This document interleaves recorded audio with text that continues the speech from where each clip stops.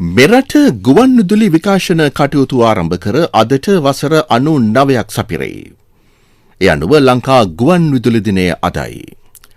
එවකට ආණ්ඩුකාර ශ්‍රීමත් හියු ක්ලිෆර්ඩ් මහතාගේ ප්‍රධානත්වයෙන් 1925 දෙසැම්බර් 16 වෙනිදා මෙරට ගුවන්විදුලි විකාශනය ආරම්භ විය. බ්‍රිතාන්‍ය යටත් විජිතයක් පැවති අග්‍රදිගාසියානු රටවල් අතරින් පළමු වරට ගුවන්විදුලි සේවයක් ආරම්භ වූයේ ශ්‍රී ලංකාවේදීය. 1949 ඔක්තෝබර් 1 වෙනිදා ගුවන්විදුලි දෙපාර්තමේන්තුව පිහිටුවිය. එහිදී මතු වූ දුෂ්කරතා මගහැරීමට සහ ගුණාත්මක සේවයක් පවත්වාගෙන යාම වෙනුවෙන් 1967 ජනවාරි 5 වෙනිදා ගුවන්විදුලි දෙපාර්තමේන්තුව ලංකා ගුවන්විදුලි සංස්ථාව බවට පත්විය. එවකට අග්‍රාමාත්‍යවරයා වූ ඩඩ්ලි සේනානායක මහතා ලංකා ගුවන්විදුලි සංස්ථාව නිල වශයෙන් විවෘත කළේය. ඒ පළමු සභාපතිවරයා සහ අධ්‍යක්ෂ ජනරාල්වරයා වන්නේ නෙවිල් ඩී ජයවීර මහතායි. 1972 දී ජනරජ ව්‍යවස්ථාව සම්මත වීමෙන් පසු ලංකා ගුවන්විදුලිය ශ්‍රී ලංකා ගුවන්විදුලි සංස්ථාව බවට පත්විය. ඒ අනුව ජාතික නාලිකා 6ක් සහ ප්‍රාදේශීය නාලිකා 7ක් දැනට පවත්වාගෙන යයි.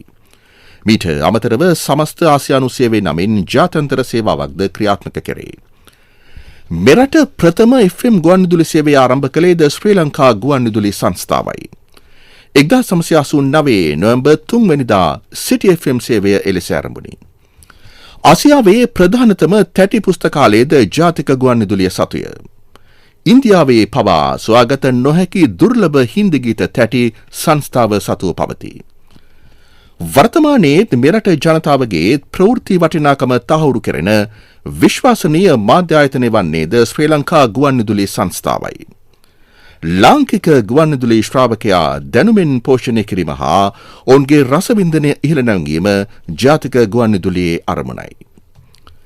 සියවසක් අභියස සිටින ශ්‍රී ලංකා ගුවන්විදුලි සංස්ථාවේ 99 වෙනි සංවත්සරය වෙනුවෙන් වැඩසටහන් රැසක් අද පසුරුවේ සංස්ථාවේ කුමාරතුංග මැදිරියේදී පැවැත්වෙයි.